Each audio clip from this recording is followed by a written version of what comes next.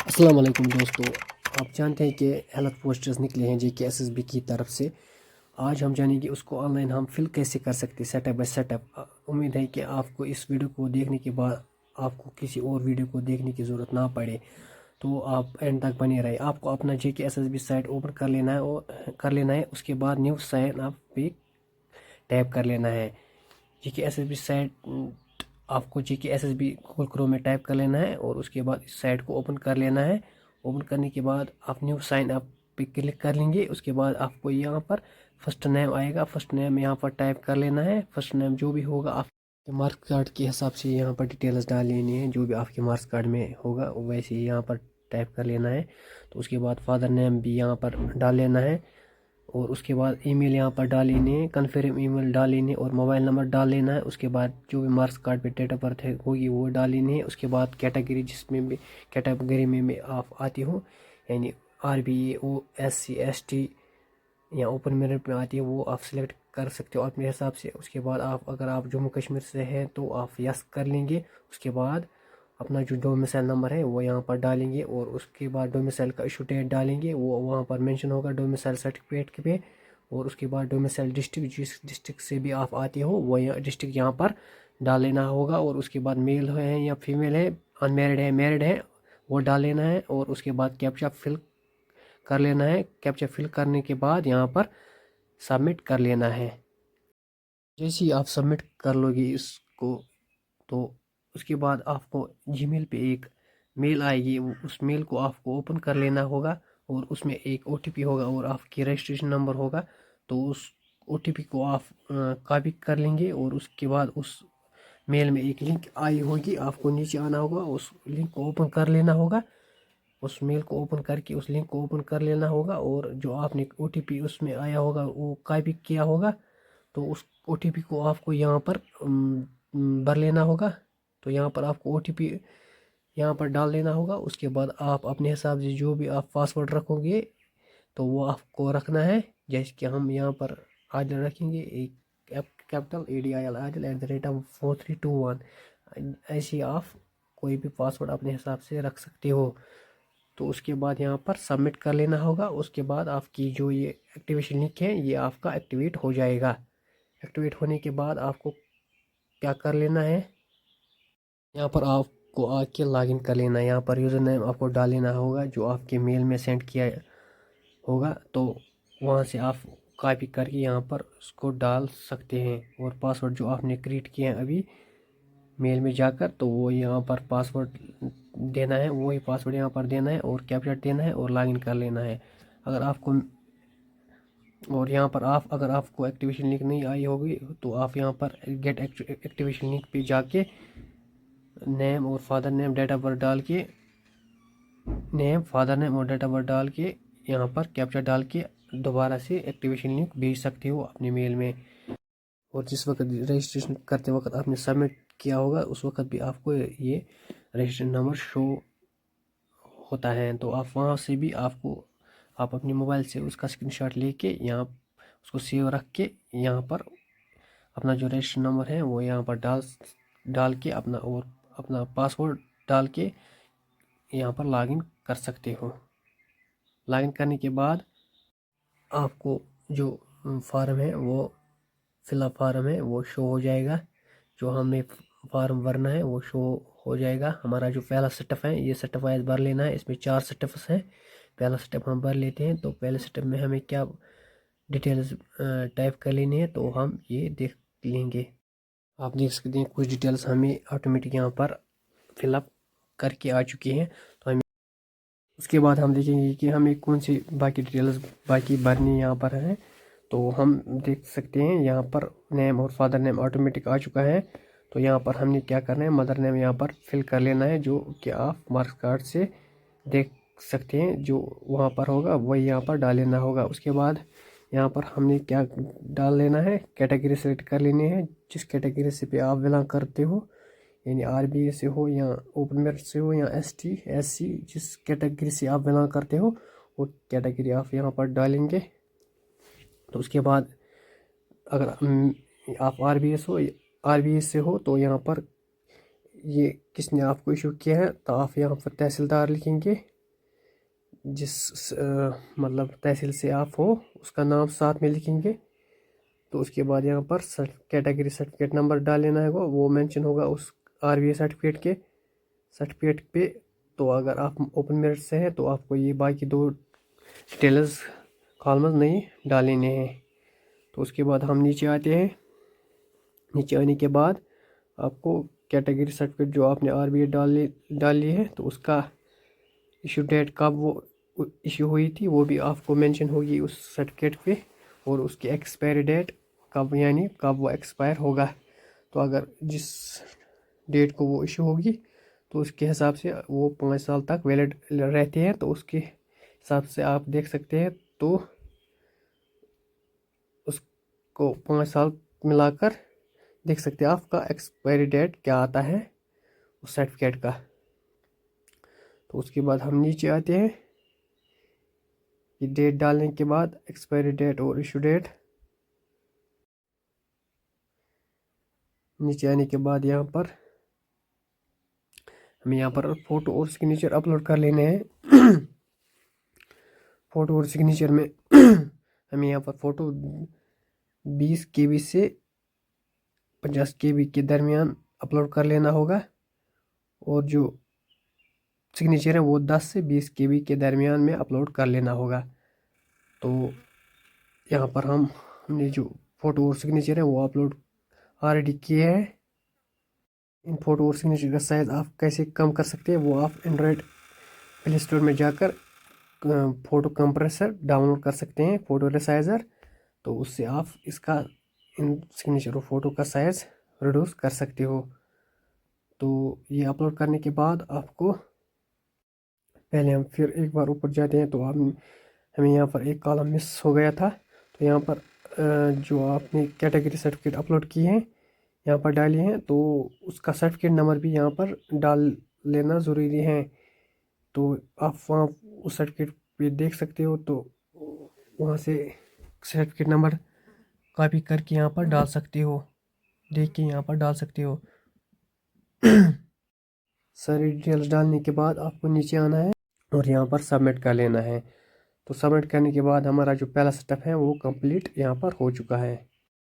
पहला setup complete होने के बाद हमने यहाँ पर दूसरे सेटअप में आ जाना है। दूसरे सेटअप में आ जाने के बाद यहाँ पर हमने एड्रेस डाल लेना है, यानी जो भी आपका एड्रेस होगा वो यहाँ पर आपको डाल लेना होगा। यानी पहले आपका हाउस नंबर आ जाएगा, उसके बाद स्ट्रीट कॉलोनी, यानी आप इसमें आपका अपने गांव का नाम यहाँ पर डाल सकते हैं। उसके बाद यहाँ पर तहसील डाल सकते हैं, और उसके बाद अपना जो जो भी आपका डिस्ट्रिक्ट आता है वो डाल सकते हैं। उसके बाद अपना जो पिन कोड है वो यहाँ पर डाल सकते हैं। उसके बाद आपका जो आपने एड्रेस डाला है वो ये आपका परमानेंट एड्रेस भी है, तो आप यहाँ पर इस सेम एज परमानेंट एड्रेस पे चेक मार्क करके सबमिट कर सकते हो। सबमिट करने के बाद हमारा दूसरा सेटअप भी कंप्लीट हो चुका है। अब हम तीसरे सेटअप में आ जाएंगे। तीसरे सेटअप में आने के बाद हमें क्या कर लेना है, तीसरे सेटअप पे टैप कर लेना है, और यहाँ पर अब हमें अपनी क्वालिफ़िकेशन डिटेल्स यहाँ पर डाल लेनी है।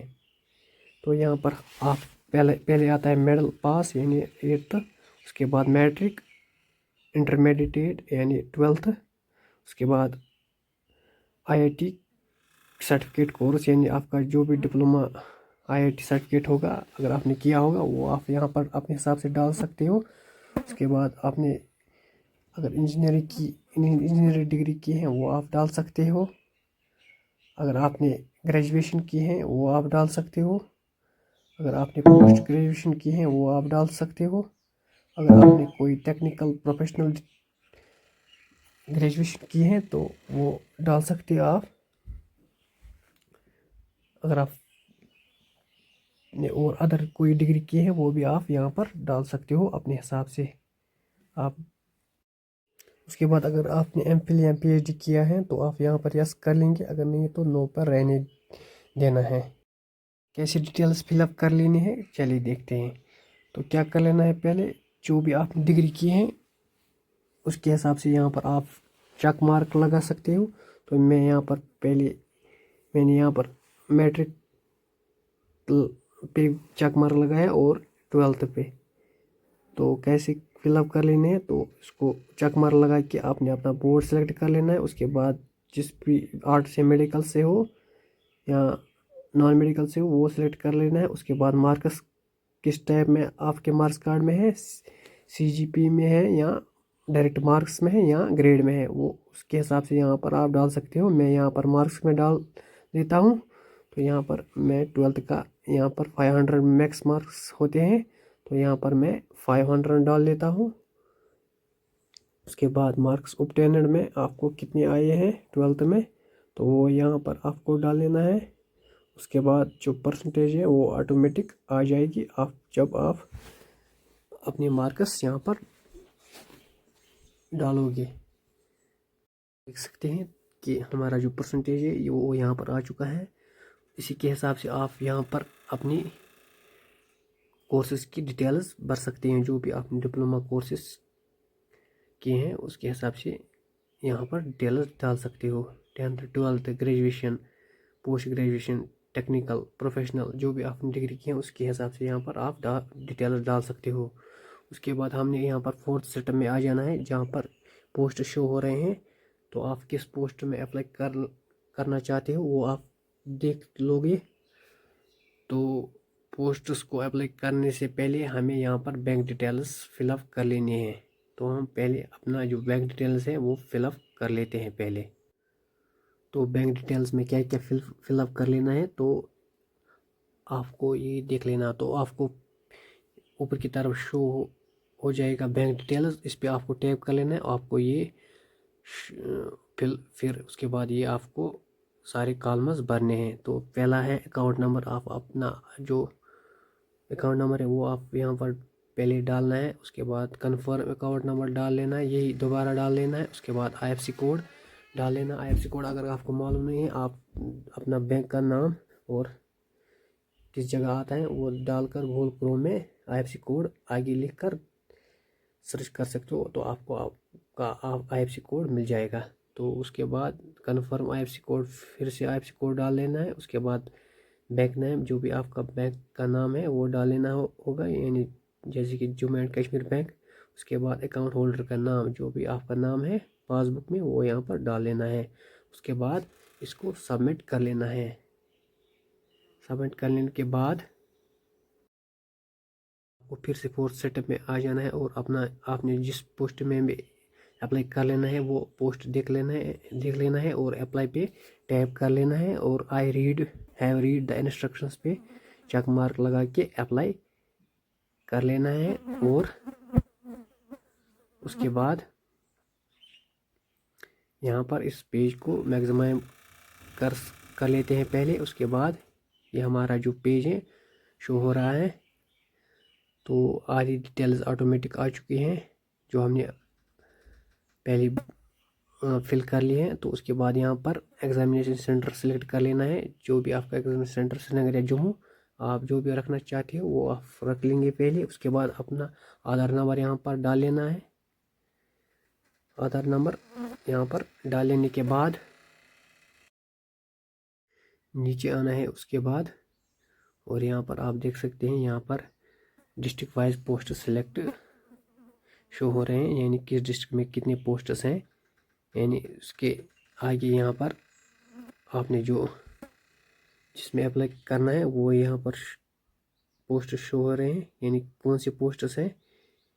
उसके बाद यहाँ पर किस डिपार्टमेंट से वो शो हो रहा है। आप इनमें सारे डिस्ट्रिक्ट में चेक मार्क लगा के अप्लाई कर सकते हो। आप अपने हिसाब से इनमें अप्लाई कर सकते हो। आप सारे डिस्ट्रिक्ट में भी अप्लाई कर सकते हो, तो अपने कुछ डिस्ट्रिक्ट में भी अप्लाई कर सकते हो। तो ये आप पे डिपेंडेंट है। तो इन पे चेक मार्क लगाना है। चेक मार्क लगाने के बाद नीचे आना है। नीचे आने के बाद आई एक्सेप्ट पे टिक मार्क लगाना है और कैप्चा लगाना है और सबमिट यहाँ पर कर लेना है। सबमिट करते वक्त आपको 2 ऑप्शन शो हो जाएंगे। पहला, अगर आप ये डिटेल जो भरी हैं ये सही है तो आप अपने हिसाब से पहले देख सकते हैं। अगर इनमें कोई करेक्शन है तो आप पहला ऑप्शन पे क्लिक हियर कर लेंगे, तो इसको आप फिर से एडिट कर सकते हैं और उसके बाद सबमिट कर सकते हो।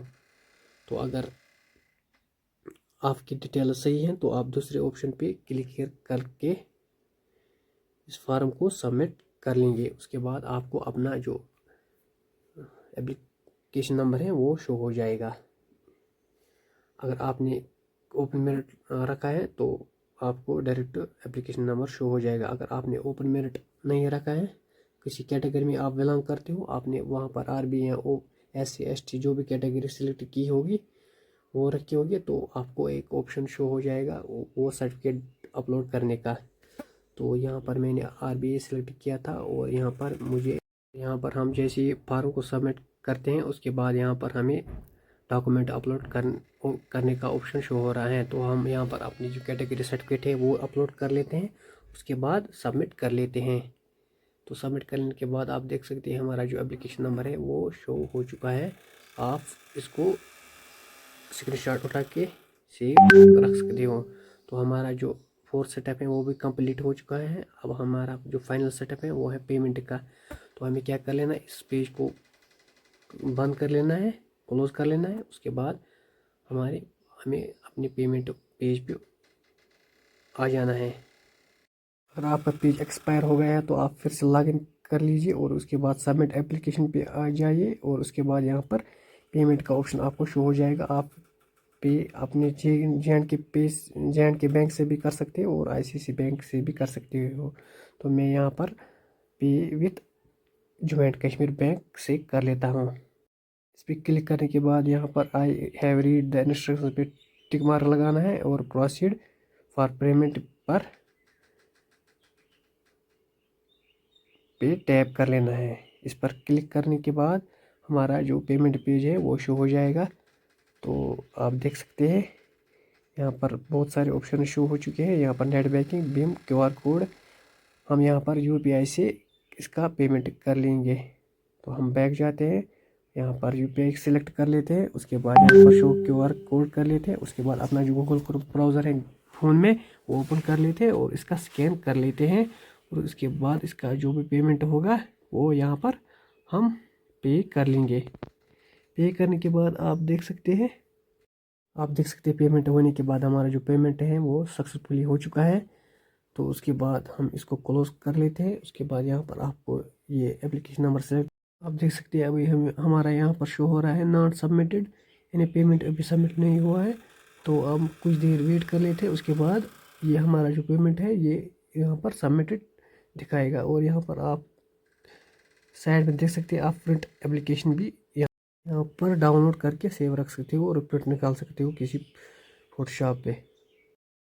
अगर आपको ये वीडियो अच्छा लगा हो तो please like, share and subscribe. Thank you.